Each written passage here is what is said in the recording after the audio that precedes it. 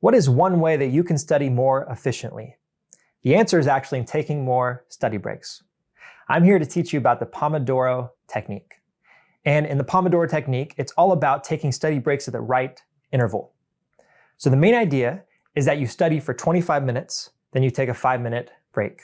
Study for 25 minutes, take a 5-minute break. Repeat this 4 times, then take a longer break. And taking these breaks is going to help you get a mental refresh. Get your eyes off the screen that you were looking at. That way, when you come back, you can study more efficiently. Now, I like to take this approach and double it. So I like to study for 50 minutes, then take a 10-minute break.